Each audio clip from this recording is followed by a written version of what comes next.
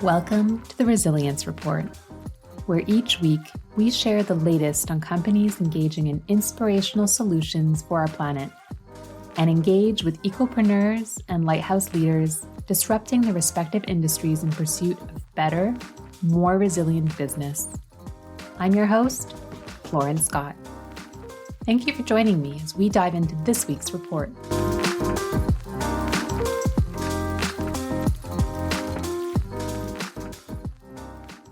If you're like me, you have probably heard the term microbiome in the context of our guts. You might even have probiotics as part of your daily wellness routine. But did you know that just like we have a microbiome on the inside of our bodies, we also have one on the outside of our bodies, more specifically on our skin? You might now be saying to yourself, okay, but how does this knowledge help me make more sustainable solutions? Well, it starts with understanding how our bodies interact with our environment and how respecting one can help to respect the other. And who better to guide us through this concept than a dedicated skin scientist and a leader in skin microbiome, Dr. Mireille Vega. With a lifelong commitment to revolutionizing the skincare industry with science-backed truths that are better for the planet and people, Dr. Mimi believes in doing this important work at both the micro and macro levels. Her background in chemistry, oncology, and the biotech, nutraceutical, and pharmaceutical industries make her a wealth of knowledge on this topic. This background is also what led her to disrupt the skincare industry with a one human skin approach. Her skincare line, VGAM Biome. Follow along as we dive into understanding the world of microorganisms, what this means for our skin, the importance of a minimalistic approach, especially at a time where we're being told that we need a 10-step beauty routine, the difference between no-no and heck-yes ingredients, her company's compostable and recyclable packaging, and reducing waste through her Misfits offering. As someone who has spent the past couple of years working on my own health by improving my internal microbiome, this was such an eye-opening conversation. Dr. Mimi is just so knowledgeable on this topic and passionate about her approach. Not to forget, she also has the most gorgeous skin, so I know that you will love hearing from her too. Well, I'm so excited today because we have Mireille Vega. You might know her as Dr. Mimi joining us today. So welcome, Mireille, to the show. Thank you, Lauren. It's great to be here. Thanks for having me. I'm so excited to get going. I think your offering is extremely unique. And I would like to start us off at the most macro possible level because we're going to need the audience to follow us along here. But at the macro level, we're going to get into the topic of the microbiome. If you can help our listeners who may be like me, just barely passed chemistry, could you help us understand what is a microbiome at the highest level? Sure. Well, thanks for the question. That's a great question because it's actually also very much connected to the story of who I am and what I developed. So we probably all heard the great benefits of the good microorganisms that live in our gut. So the gut microbiome. So these are microorganisms, actually the science of. So just terminology, we have the microbiome, which is the science or the genes, more specifically, of all the living microorganisms that live in or around our body. But we also have the microbiota or the flora, which is the actual microorganisms. This is like very, very high level. And we've known for quite a while that these microorganisms play an essential role in our health. But with computer capacity in the 2010s and 15, right after we've decoded the human genome, we start looking at the genome of the microorganisms living in symbiosis with human. So human microbiome, the microorganisms genes actually that live with the human. There's different types of microbiome, right? The soil microbiome, the animals, the plants, different ecosystems. But evidently we stay with the human. So in the 2010, 2015, all the great benefits that we thought were possible with these microorganisms were being connected. The links were being made with this computer capacity, able to analyze all that great data. And so what is the skin microbiota? It's the continuation of that. So back in 2014, for myself, I was in an environment in immunology where we talked a lot about the gut microbiome applications to health and to diseases in oncology, in immunology particularly. And they were talking about all the great benefits and all these connections. And for me, having been passionate about the skin and the skin's chemistry and having looked for the missing element, which I didn't know was missing, but I knew something was. I just didn't know what it was. When they were discussing these great discoveries, I thought, okay, what's going on here? There's something there, right? And I kept digging, and particularly on the skin. So the gut microbiome will have benefits all over, even for the mind and for the skin. But the microorganisms living in our skin bring other benefits. And this is what I started discovering and connecting and linked in. And here we are today. Which is fascinating because admittedly, I only started learning about the microbiome maybe 5 years or so ago. I mean, not to dull our listeners with too many details, but I spent a lot of my childhood on antibiotics. And as a result, I had to learn all about replenishing my gut microbiome. And for some reason, I guess I just never thought of it existing, that little ecosystem existing outside of my gut. So you're saying that that is internal and external on all living beings, all living organisms. That's correct? Yes, correct. And correct. Are they different in terms of what we're talking about, maybe in our gut versus on our skin? Yes, that's actually a very, very good question. Yes, definitely. So they're different between one person and another, one evidently animal from another, but within one person, depending on the region. Evidently, the microorganisms we have in our gut are not the same that we have in our eyes or hair or scalp mostly, and definitely not the same as those that we have on our face. So it changes depending on the environment. If there's moist humidity, or if there's sebum, so oils, the microorganisms will be different. So on our arms, for instance, we don't have much sebum produced, and not a lot of humidity that stays there. So we tend to have very few microorganisms living in that zone. On our face, groin, underarm, there are quite a few living there.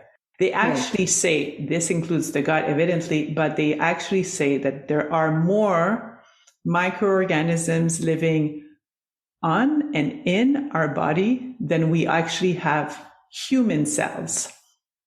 So this is, and they've been living with us for a while and bringing great, great benefits. We know, like we mentioned around the immunology, but for the skin's immunology as well, right? It does protect the skin. I see the skin as a double armor, like the skin itself being the structure, the chemistry of it, and the microorganisms living on its surface, protecting that armor, which composes the double armor. That is the ecosystem of the skin. And these microorganisms living on the skin actually protect it from premature aging even. And disbalances like caused by some bacteria that take over, or sometimes yeast. So atopic dermatitis or eczema or acne, they're like very similar pathologies in a way that are caused by dysbiosis or disbalances of the microorganisms caused by different mechanisms, but still it's the same background. So much to learn, and certainly a journey for all of us as we are dealing with different skin conditions to think about that. And to dive into maybe a little bit more the environmental side of your offering, because I think that's part of what makes this so interesting. We've had other guests on the show who have talked about maybe over-consumerism when it comes to things like fashion or even packaging. But to start on the skincare side, there is also a current push. I don't know if it's a TikTok thing, but certainly of mass consumerism in terms of skincare products. I was even listening to an episode with an esthetician on a podcast the other day saying we should all be washing our faces with bottled water every single day with like a 5-step process. But with your company, you're taking more of a minimalistic approach and trying to streamline that process. Could you talk about why that was important to you in creating your brand? Multiple reasons. The first one, honestly, was sanity. Yeah. I think it just did not make sense for me, for my lifestyle, for what I knew and what then I learned afterwards. So this starts from my childhood, really. Okay. This goes back. I mean, a child of the 70s, so, grew up even in the 80s being part of an environmental group. Even in those years, they existed, right? And I grew up spending my summers in the country testing a lot of things. I was really, really curious about chemistry, but the chemistry of nature. And my environment encouraged that behavior as well, right? So I was testing anything, really. And then came my teenage years, where I was doing track, I was active, and my mother kept on telling me, how come you get these breakouts, right?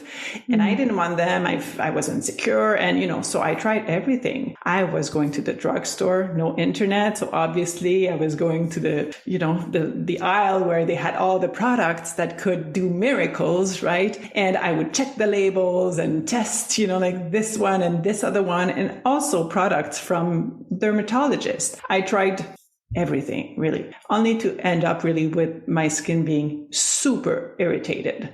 That's basically what happened. And then, it got better, but I did end up becoming a chemist because of that. And I did end up doing postgraduate studies. So I got a doctorate degree using microorganisms. So this is life full circle, using microorganisms in the lab to, obtain natural extracts and enzymes for formulations later on. I wanted a line that made sense even at that time, but I wanted something simple.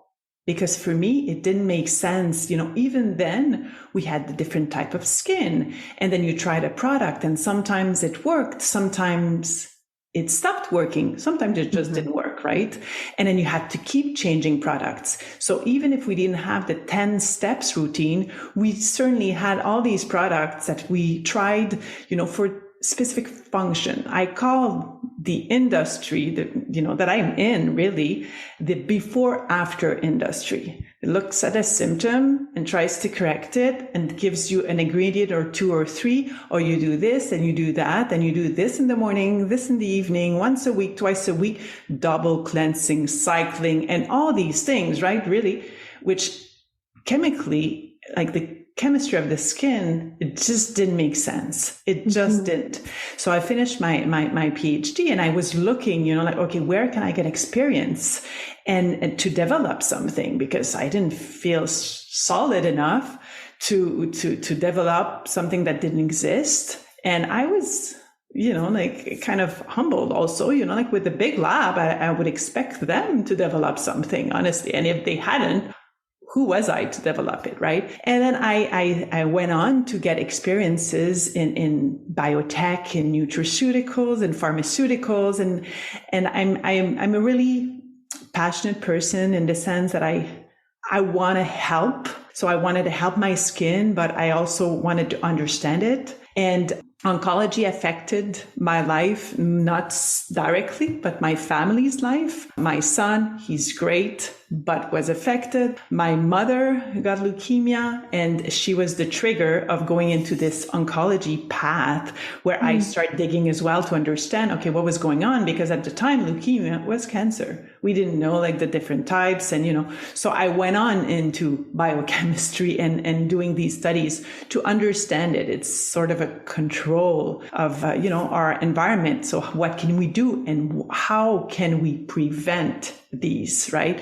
And I knew again, the solution was in nature, was part of understanding how the body worked with its environment. We know specifically for oncology that 80% of cancers are related to the environment in its large sense, and the behaviors we have, the lifestyle, where we live, what we eat, some of them we control, most of them we don't, but it's still external factors that cause these diseases, if we say. So I'm on this path, and myself being still passionate about the skin, passionate about protecting the skin, and working now in skin cancer and skin immunology and these projects, because they always attracted me, and I somehow always ended up working on them as well, right? So myself as a consumer, I'm going to, different places asking for products again,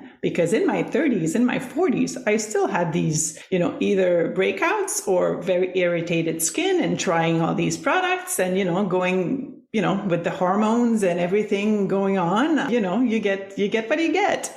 And, although it didn't quite make sense, I didn't necessarily have the time to investigate or to find something that made really good sense. So I did what I could, basically, up until the moment my daughter became a teenager. By that time, my cabinet of product was full of products. So my daughter kept going in there and trying things. And I said, no, this, you can't do this, right? One, this is too early, because I do believe, the skin needs to be left to itself as long as possible, which is certainly not the trend that's encouraged. No. Right? But at the same time, my cabinet was full, but I kept asking for one product. Give me one, because I'm not going to do the whole thing. Oh yeah, but you need this one for this and this one for that, and da, da, da. And so when my daughter looked into my cabinet and we tried to figure out something that made sense for her, it kind of all aligned. The environment, the oncology background, the health of the skin, the chemistry, the microbiota, because I had done that deep dive on the microbiome at that point.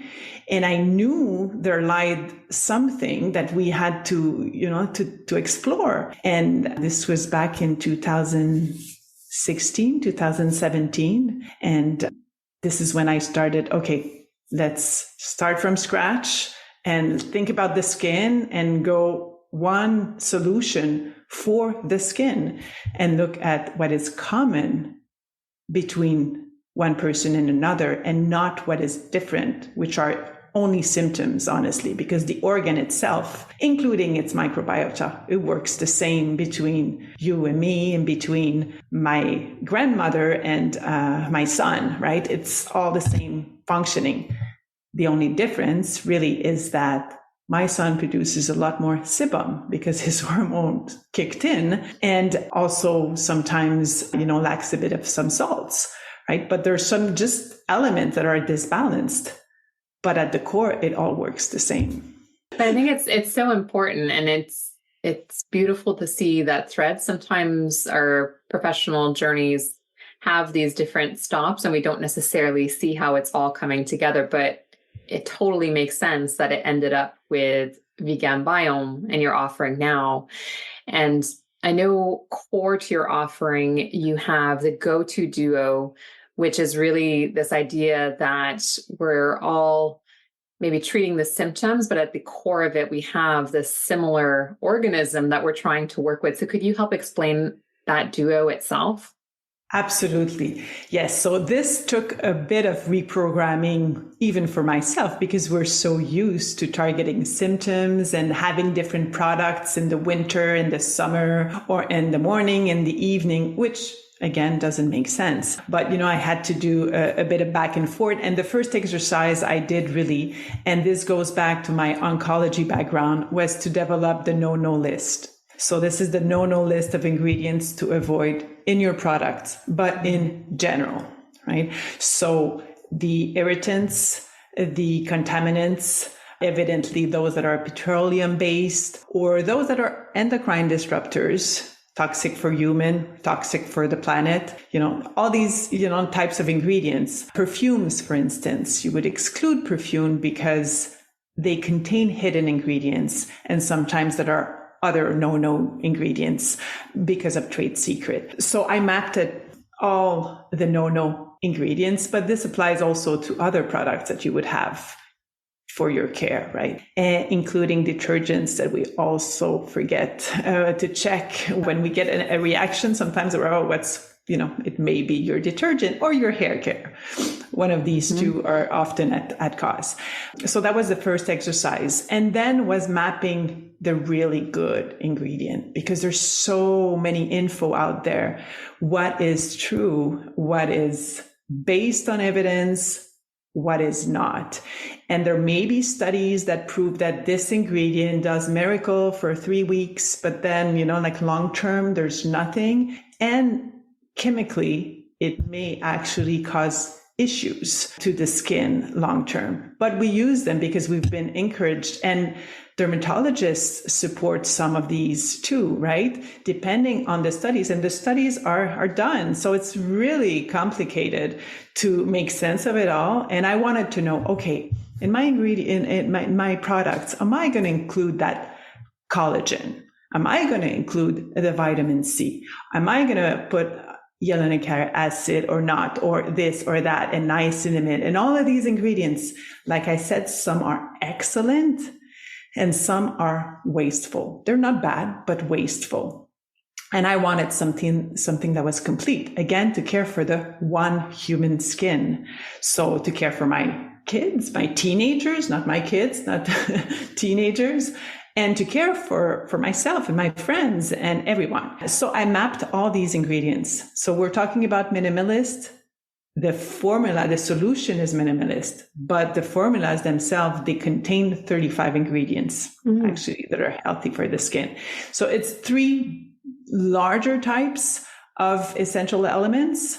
So one type is, as you mentioned, the pre and the postbiotics. So those elements that nourish the microorganisms or that provide the environment for them to grow properly and to thrive. So that's one. So you have these ingredients, the pre and the postbiotics. So that's the first type of essential element. And then you have the other 2 that are really for the chemistry of the skin. So there are the oily elements and then the watery elements. So these elements, they don't mix evidently, but oily are what supplements the sebum, right? The ceramides are oily, the fatty acids, any types of oils or lipids would be in that category. So we have a mixture of these to reproduce the sebum. So that's why it penetrates really easily, but also all components of the skin as well. Ceramides are part of the skin, and hyaluronic acid is actually a salt, but is also, in that mix. So we have also the watery elements, which are the salts, the proteins, the sugars, even some that capture the water in the skin, because for the skin to have its normal function and healthy functions, it needs water at the right pH and the right ingredients. So to keep the water in, you need those molecules that are trapping the water in your skin. Mm-hmm. So 3 types of elements that work together. And I wanted, as I said at the beginning, one product. That's what I kept asking. And I did try to put it into one, but then it wouldn't work on everybody all year long. And I wanted also for myself, right? So this is when, I decided, okay, let's try this. Let's separate the oils from the rest. And then those. And we start testing, and it worked super well. It's really, really the basis of everything. I don't even know why we don't do this naturally. We do it for food. We balance, sometimes we put more, more fruits or vegetables, more plant-based, or some more proteins, depending on what we think the body is asking. So the skin also asks. And throughout this process, I developed kind of a 3-step, super easy approach, sustainable, which I think applies to everything. It's the protect, restore, adapt process.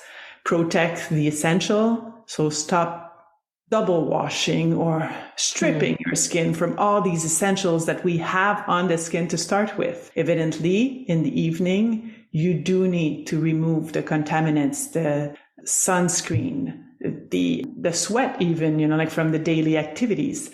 Then you restore the balance at the right pH. And then that's it. In the morning, why would you need to wash again and strip again from essentials? Just water if you feel your skin needs it. But then you listen to your skin, and then you can restore these elements in the second step, right? And then the third step is the adaptation step where, okay, my skin feels tight, so I need more of the oil, basically oil component, or my skin feels oily or dull. Well, I need more of the salty elements and these proteins and these water capturing elements. So it's really, a dance, and it's the same dance, I think, for everything, for sustainability, for resilience even. We need to protect what is essential. We restore what we lost, and then we adapt to the evolving needs every day. That's what we do for ourselves, for our planet, for our mind, so why not do it for our skin? And it's super easy. When we start listening to our skin, it tells us what it needs. I think it makes total sense. And as someone who lives in a cold climate, I can attest to the fact that what my skin is doing in the summer is completely different than what it needs in the winter. And so that makes sense to be adjusting with that water salt base versus the oil. Absolutely. And it's nice because then you're buying the same product, and it's not that a product just stops working. It's just that finding that right balance within it. So that makes total sense. And I know that there's another offering that you've come up that is kind of this 2-for-1, and you can correct me if I'm wrong, but I believe it's for lip. And then you were also talking a little bit about hair care. Could you talk about that offering?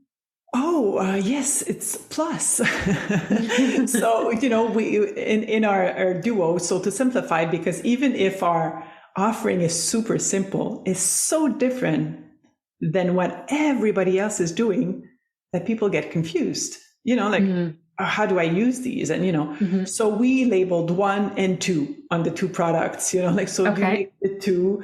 I mean, I have them, I know it's a podcast, but, these are the 1 and the 2. So you mix the 2 together. That's the duo. That's the go-to duo. So everybody uses these. But in some instances, for more mature skin, for instance, in the winter, or those that do external activities, water activity or skiing or outside in the cold, you kind of need an extra boost of oils, or oils that are more occlusive. So a teenager that would tend to produce a lot of sebum would not necessarily use that plus, right? Plus is just for sometimes, right? Okay. So I didn't want to complicate it, and I didn't want to change the approach, because the approach is to have a one-step care for everyone. So by having plus, you're able to add that content to your mix for those times that you need it. But you also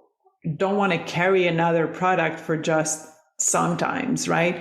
So I want to make things practical, sustainable. So we also included ingredients that would make sense for the lips. So you wouldn't mind, even because when you put something on your lips, it end up inside, right? So, that's still healthy, even if you eat it.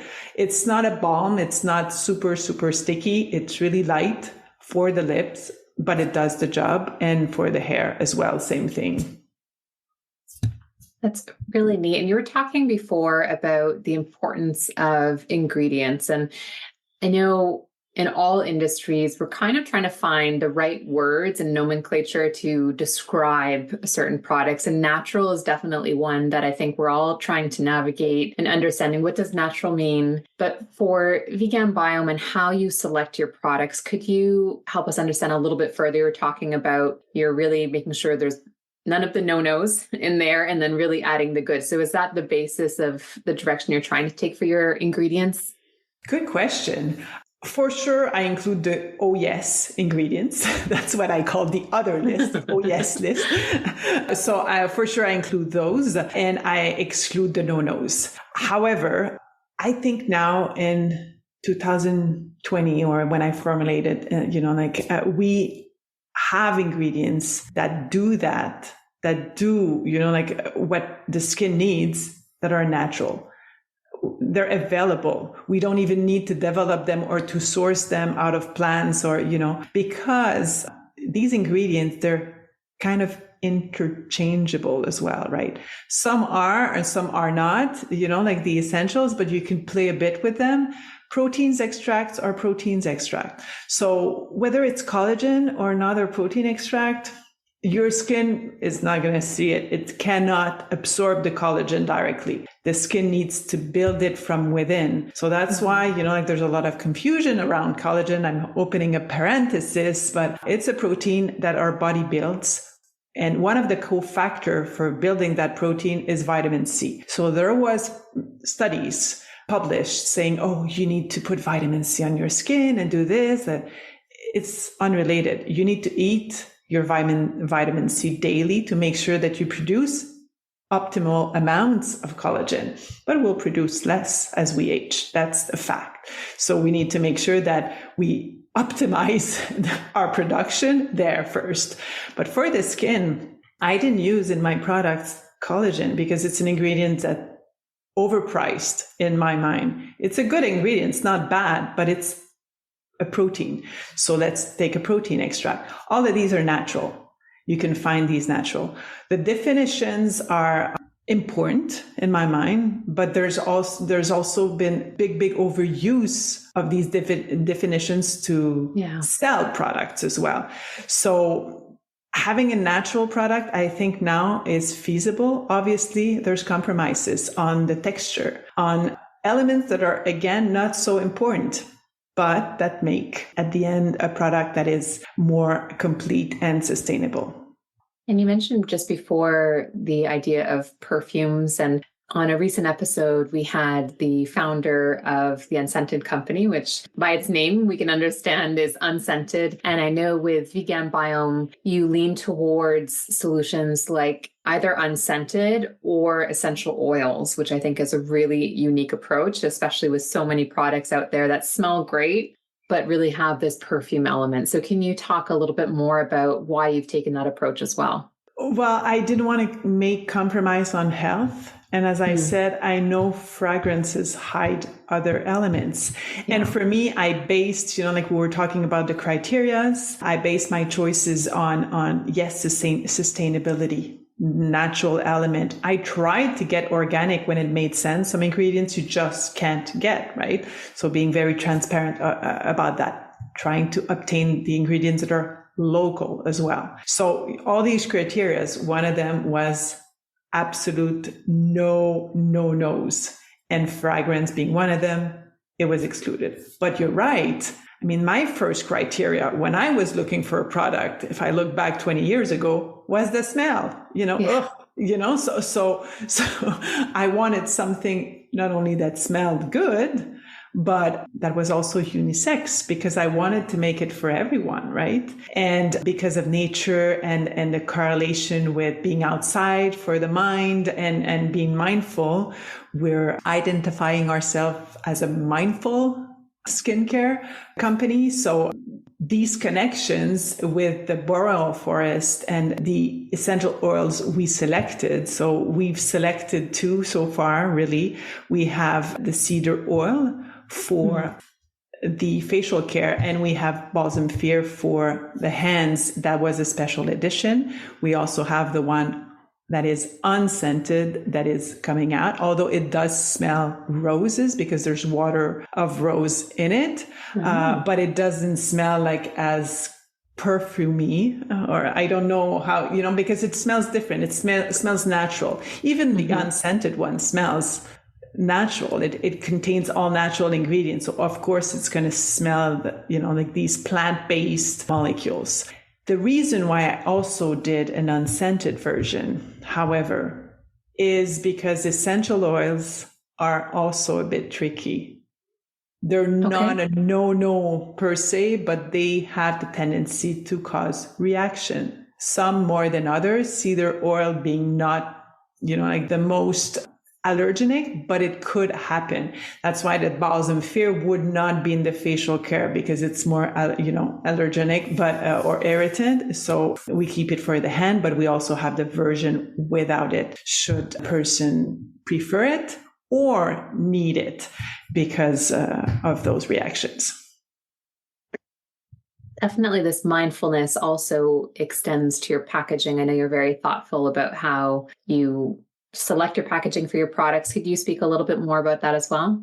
Yes, absolutely. So again, coming from oncology and having the prevention approach, and one of the causes that we support is ruben rose, or for now breast cancer, but it does count for every types of cancer. But I specifically selected packaging that would limit the use of plastic. Now with B Corp, with all the tendencies companies are turning towards that, my packaging actually looks like what the companies are turning to now, right? And I developed this, a few years back, but that's the game. So we only have, compostable when we can, and we don't use plastic. We have aluminum.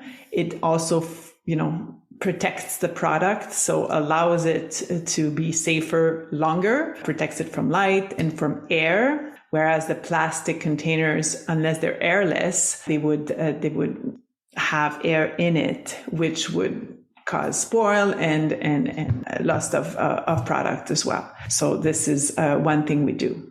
And we've also started doing something different, where we were asked, because we were giving out products that either were mislabeled, we dropped, and they were, because we work with aluminum tubes, they're very fragile, right? So if we touch them, there's a mark. Well, people don't necessarily buy them, so we weren't selling these, and we were giving them out, right, and explaining why, and and at some point there's some people that actually asked to buy them.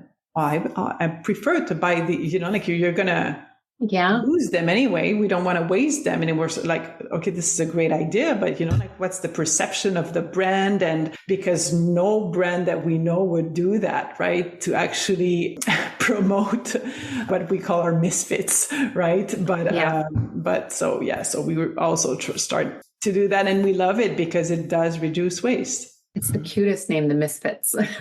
I love that. And it makes total sense. I mean, at the end of the day, the product is there. It's just maybe aesthetically not the finished product that you would like it to look like, but definitely sounds like there'd be a market there for that as well.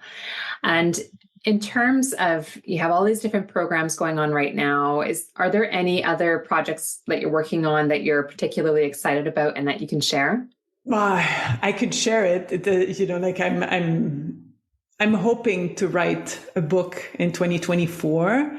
Oh, wow. It's there, but it's taking a bit more time that, I was hoping to write it in 2023, really. So it started, it's in the go, but there's so much going on. We're also looking for investors, which is taking us a lot of time, but it's going well. So we want to grow, and we want to grow organically as well. And this is where we're at.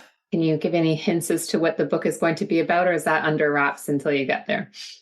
Well, obviously, we're going to talk about the one human skin, the protect, adapt, restore approach for sure. We're talking about myths, the do's and the don'ts, and what makes sense for the skin and why the one human skin, all of these. But we also connect to the bigger spaces, oncology, how it works, like why it connects. And the tricky part is making it entertaining at the same time. Well, congratulations. That is a whole other ball game. It's very impressive, and I'll definitely keep an eye out for that.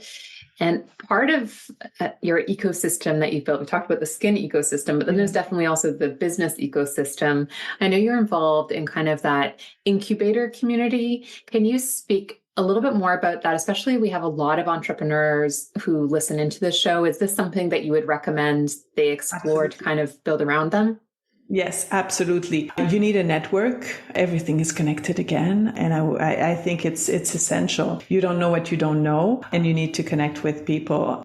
I started being a consultant I stopped being a consultant a year ago and being full-time on the company a year ago. And looking back, that probably was a mistake, but you also needed to raise funds and, but being able to connect with a group that's involved and in entrepreneurship, and I think is essential, and the best practices also are shared this way.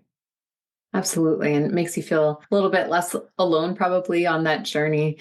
And as part of that journey, was there a specific moment in time? It sounds like maybe during your childhood when you were outside. Was there a moment in time where you knew that you wanted at least part of your professional path to include the concept of sustainability? Yes, I knew. I think for me, honestly, we think I'm 51, but well, clearly your skincare is great because you look gorgeous. Oh, thank you. But like I said, I was part of an environmental group in sixth grade. Right, we were composting at home.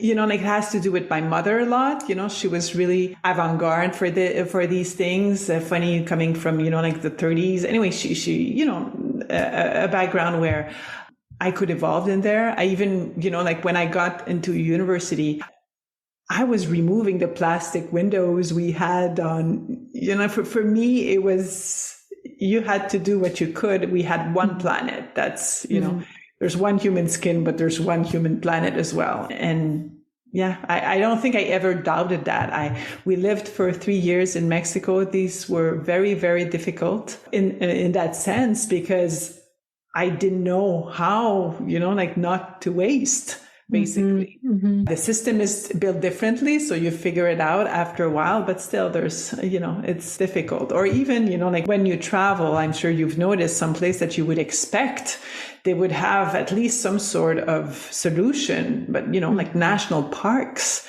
that don't have recycling. And you're like, what?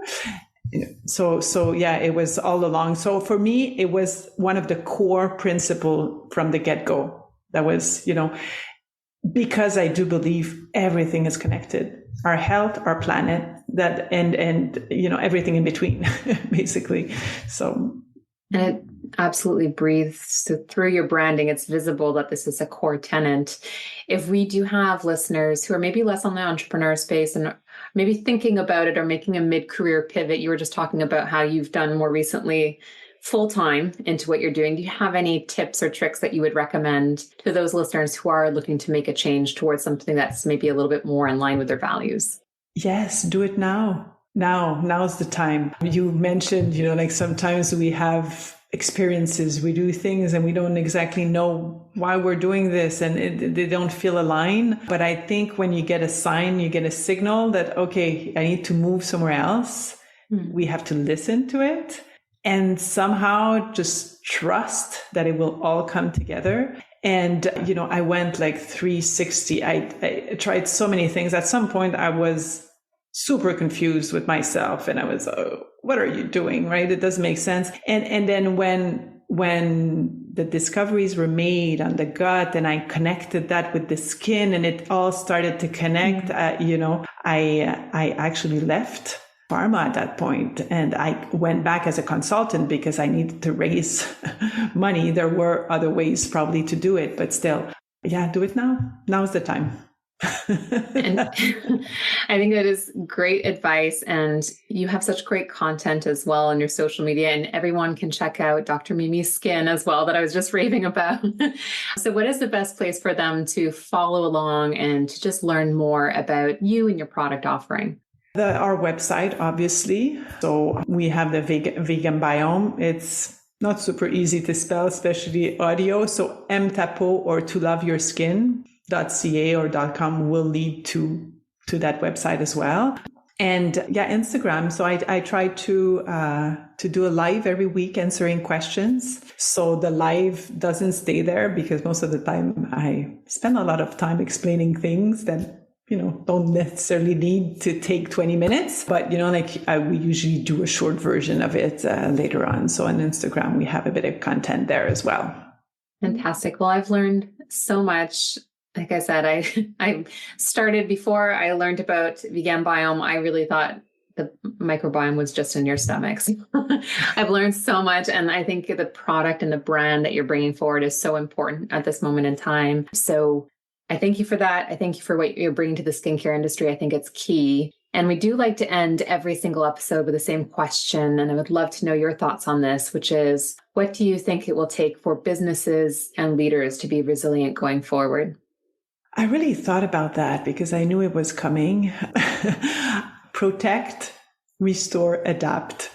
Like that formula. I don't want to be cheesy, but, like we got to protect what we have, restore what we lost, and adapt to the evolving world. Obviously, there's various priorities. We are so fortunate to live in this country and to have environment as a priority. Let's make it a priority. Some other parts of the world just can't afford to have that, in their priorities. It's still there, but, they do different things. So I do believe, I trust the process as well. There are some regulations. I don't think it's going to help as much as really owning that planet of ours and protecting it, basically. I think it's beautiful, the parallel, and it just goes to show how much you and your brand embrace the full living organism, whether it's our skin or this planet. So thank you so much. It's been such a pleasure speaking with you today. Well, thank you, Lauren, for having me. It's been great. Absolute pleasure.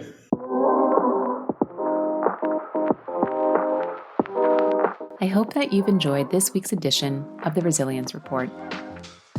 If you would like to hear and see more, be sure to check out @The Resilience Report on YouTube, Instagram, and LinkedIn. Until we connect again, remember, even on the darkest of days, we all have the opportunity to be a lighthouse for others as we collectively pursue better, more resilient business.